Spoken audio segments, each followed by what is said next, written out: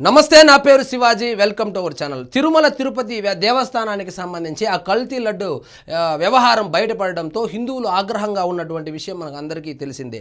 So దానిని ఎలాగైనా divert చేయాలని జగన్మోహన్ రెడ్డి గారు చేయనటువంటి పని లేదు.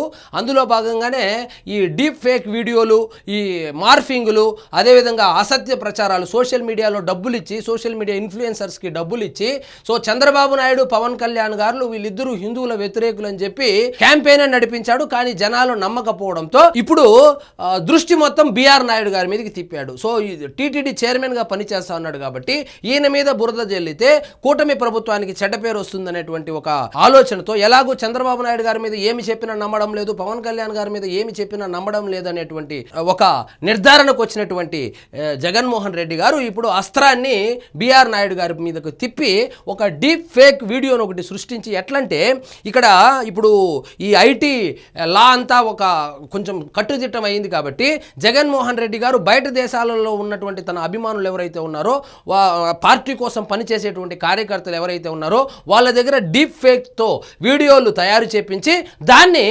ఇడుపులపాయలో పని చేస్తున్నటువంటి ఇడుపులపాయలో ఒక సోషల్ మీడియా టీం పెట్టుకున్నాడు. ఆ సోషల్ మీడియా టీంకి ఇస్తే వాళ్ళు వైరల్ చేస్తారు. అసలు ఏం వీడియోనో చూద్దాం రండి.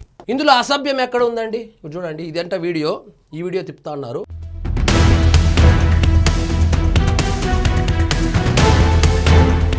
ఏదైనా ప్రచారం చేస్తే నమ్మేటట్లు ఉండాలి కానీ ముఖం మీద ఉమ్మేటట్లు ఉండాలి. ఆయన వయసు ఏంది, ఆయన కత్తి ఏంది, ఇట్లాంటి వీడియోలు తిప్పుతా ఉన్నారు.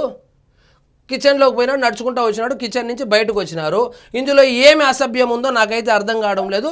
దీన్ని అమెరికాలో తయారు చేపించి ఇడుపుల పైకి పంపించి దీన్ని వైరల్ చేపిస్తున్నాడు. సరే చూద్దాం రండి. ఏం జరిగిందంటే, అక్రమాలను వెలికి తీస్తున్నందుకే దుష్ప్రచారం. సో బిఆర్ నాయుడు గారిని ఎందుకు టార్గెట్ చేశారంటే, మొన్నెప్పుడో ఇంటర్వ్యూలో వైఎస్ భారతి గారి గురించి ఏదో మాట్లాడాడని అప్పటి నుంచి ఈయన్ని టార్గెట్ చేశారు. అదేవిధంగా తిరుమల తిరుపతి దేవస్థానానికి సంబంధించి కల్తీలు కావచ్చు, ఆ పరకామణి హుండీలో జరిగినటువంటి అవకతవకలు కావచ్చు, అక్కడ ఇతర ముడి సరుకులు అంటే ప్రసాదాల తయారీలో వాడేటువంటి ఇతర ముడి సరుకులు కల్తీ కావచ్చు, అవి తక్కువ రేట్లో కొనుగోలు కావచ్చు, అక్కడ తిరుమలలో వీళ్ళు చేసినటువంటి ఆ ఘనకార్యాలు ఏవైతే ఉన్నాయో ఒక్కొక్కటిగా బిఆర్ నాయుడు గారు బయట పెడతా ఉన్నాడని చెప్పి, సో అది ఎక్కువ పార్టీకి డ్యామేజ్ చేస్తూ ఉందని చెప్పి పూర్తిగా అక్కడ ఉన్నటువంటి మాజీ ఎమ్మెల్యే కరుణాకర్ రెడ్డి గారి యొక్క పని ఏంటంటే, బిఆర్ నాయుడు గారిని అదేవిధంగా తిరుమల తిరుపతి దేవస్థానం యొక్క ప్రతిష్టతను దిగజార్చడమే పనిగా పెట్టేసి ఆయన ప్రతిరోజు ప్రెస్ మీట్ పెట్టి ఒకటి బిఆర్ నాయుడు గారి గురించి అయినా మాట్లాడతాడు, లేకపోతే తిరుమల తిరుపతి దేవస్థానం గురించి అయినా మాట్లాడతాడు. ఇలా మాట్లాడించి వాళ్ళు టాపిక్ డైవర్షన్లో భాగంగా ఇలాంటివి చేస్తున్నారు. ఇంతకు ముందు మనం చూసాం, ఈ వీడియో కన్నా ముందు శ్రీవారి యొక్క గర్భగుడి యొక్క తాళాలు TV5 విలేకరి చేతిలో ఉన్నాయని చెప్పి అసత్య ప్రచారాలు చేస్తే, ఆ తర్వాత ఏం జరిగిందో చూసాం. అతనే బయటకు వచ్చి ఇది ఊరికే ఇట్లా పట్టుకొని ఫోటో తీసుకున్నాము, దానికి తాళాలు నా చేతిలో ఉందని చెప్పి అసత్య ప్రచారాలు చేస్తున్నారు. మరి నా పక్కనున్న ఆయన సాక్షి, ఆయనే ఇదిగోండి సాక్షి, ఆయన చేతిలో మరి తాళాలు ఉన్నాయని చెప్పి ఆయన చెప్పడంతో ఆ విషయం సద్దుమణిగింది. ఆ విషయం సద్దుమణిగిన తర్వాత ఇప్పుడు వీడియోతో ముందుకు వచ్చారు. ఎవరితో, లేడీతో ఉన్నారు అని చెప్పిందని ఒక ఫేక్ వీడియోని వాళ్ళు డీప్ ఫేక్ చేసి దాన్ని వైరల్ చేయడం జరిగింది. సో కేసులు కూడా పెట్టడం జరిగింది. సో కేసులు పెట్టంగానే చాలా వరకు వీడియోలు డిలీట్ చేసుకున్నారు సోషల్ మీడియాలో. మీరు ఎక్కడ డిలీట్ చేసుకున్నా కూడా IP అడ్రస్ల ద్వారా, మీ ఫోన్ నెంబర్ల ద్వారా మీ మీద కేసులు పెడతారు. కాబట్టి ఏదో 5 రూపాయలకు కకృతి పడి వాళ్ళు ఎవరో పోస్టులు పెట్టమన్నారని చెప్పి పెడితే జైలుకి వెళితే ఎవరు కనీసం పరామర్శించడానికి కూడా రారు అని చెప్పడానికి ప్రత్యక్ష ఉదాహరణే బోరుగడ్డ అనిల్ కూడా అంతే. ఇష్టానికి ఎగిరాడు. అధికారం ఉన్నప్పుడు వాళ్ళు చెప్పిన పనులన్నీ చేశాడు. వాళ్ళు మాట్లాడమన్నటువంటి మాటలంతా మాట్లాడాడు. వాళ్ళు టార్గెట్ చేయమన్న వాళ్ళంతా టార్గెట్ చేసి వ్యక్తిత్వ హననానికి పాల్పడ్డాడు. ఇప్పుడు ఏమయ్యాడు? జైలు జీవితం గడిపి కొవ్వు కూడా కరిగిపోయి ఇప్పుడు హైదరాబాద్లో ఎక్కడ తిరుగుతా ఉన్నాడు. సో ఆయన దుర్మార్గాలు బయటకు వస్తాయనే నేను రాజీనామా చేయాలంటున్నారు. సో ఈ వీడియో పెట్టిన తర్వాత ఇమీడియట్గా కరుణాకర్ రెడ్డి గారు ప్రెస్ మీట్ పెట్టి ఏం చెప్తున్నాడు, ఇప్పుడు అర్జెంటుగా బిఆర్ నాయుడు రాజీనామా చేయాలి. బిఆర్ నాయుడు గారు రాజీనామా చేసినా చేయకపోయినా, కొత్త టీటీడీ చైర్మన్ వచ్చినా, అసలు మిమ్మల్ని ప్రభుత్వం వదిలినా, జనాలు వదిలిపెట్టినా దేవదేవుడు వదిలిపెట్టడు. కరుణాకర్ రెడ్డి గారు, మీరు అంత బాగా చేసింటే మీ కొడుకు వచ్చినటువంటి ఓట్లన్నీ జస్ట్ మిస్ డిపాజిట్ గల్లంత అయ్యేది.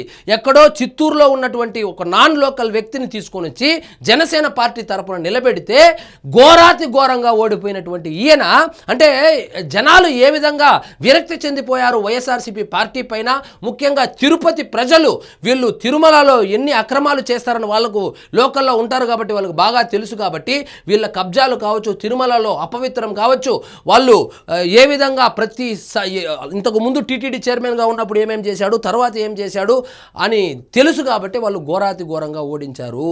సో తనపై వీడియోను మార్ఫింగ్ చేశారని దుష్ప్రచారం చేసి అప్రతిష్ట పాలు చేసేందుకు భూమన కరుణాకర్ రెడ్డి ప్రయత్నిస్తున్నారని టీటీడీ చైర్మన్ బిఆర్ నాయుడు అన్నారు. తనకు సంబంధించిన ఒక వీడియోను వైరల్ కావడం, దీనిపై టీటీడీ మాజీ చైర్మన్ భూమన కరుణాకర్ రెడ్డి ఆరోపణలు చేయడంపై బిఆర్ నాయుడు ఆదివారం తిరుపతిలో స్పందించారు. 20 ఏళ్ల కిందటి ఫోటోలు మిక్స్ చేసి సోషల్ మీడియాలో పెట్టారని, ఆ మహిళ కుటుంబంతో 30 ఏళ్లుగా పరిచయం ఉందని స్పష్టం చేశారు. ఆ వీడియోలో అసభ్యకరమైనది, అశ్లీలత ఏమి ఇప్పుడు నేను చూపించా కదా, ఏముంది?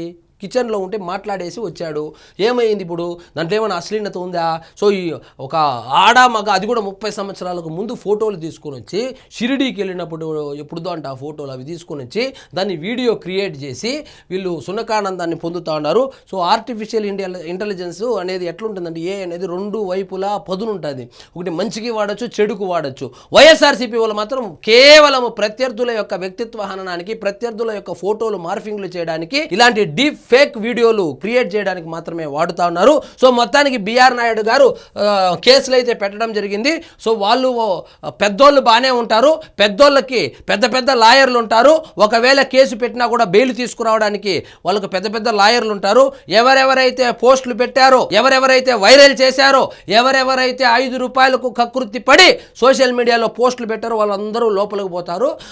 కాబట్టి దయచేసి ఈ విధంగా అది నిజమా కాదా అని చెప్పి నిర్ధారించుకున్నాకనే దయచేసి ఇలాంటి పోస్టులు పెట్టండి. లేకపోతే కనుక మరో బోరుగడ్డ అనిల్ అయితే కావద్దండి, బలిపశువుని చేసేస్తారు వైఎస్ఆర్సీపీ వాళ్ళు. శ్రీరెడ్డి ఏమైందో తెలీదు, బోరుగడ్డ ఏమయ్యాడో తెలీదు, ఆ వర్రా ఏమయ్యాడో తెలీదు. ఈ విధంగా సోషల్ మీడియాలో బూతులతో రెచ్చిపోయినటువంటి వాళ్ళనందరినీ గాలికి వదిలేశారు. చేపించిన సజ్జల భార్గవ రెడ్డి ఏమో ఎక్కడో లండన్లో ఉన్నాడు, చేసినటువంటి వాళ్ళంతా జైలు పాలయ్యారు. సో ఇది ఒక్కసారి గుర్తుపెట్టుకోండి. ఎగిరి దంచినా అంతే కూలి, ఎగరకుండా దంచినా అంతే కూలి అంటారు కదా, సామెత ఉంది కదా. మీరు డీప్ ఫేక్ వీడియోలు పెట్టినా 5 రూపాయలే ఇస్తారు, మిగతా వేరే పార్టీకి సంబంధించినటువంటి పోస్టులు పెట్టినా కూడా 5 రూపాయలే ఇస్తారు. కాబట్టి ఏవో చిన్నాసిత్తుగా పోస్టులు పెట్టి 5 రూపాయలు సంపాదించుకోండే కానీ ఇటువంటి కేసుల్లో ఇరుక్కొని రోడ్డు పాలవద్దు, సో జైలు పాలవద్దండి. సో ఇదండి ఈరోజు మన టాపిక్. మీకు ఈ వీడియో నచ్చినట్లయితే లైక్ చేయండి, షేర్ చేయండి, ఛానల్ మాత్రం సబ్స్క్రైబ్ చేసుకోవడం మర్చిపోవద్దు.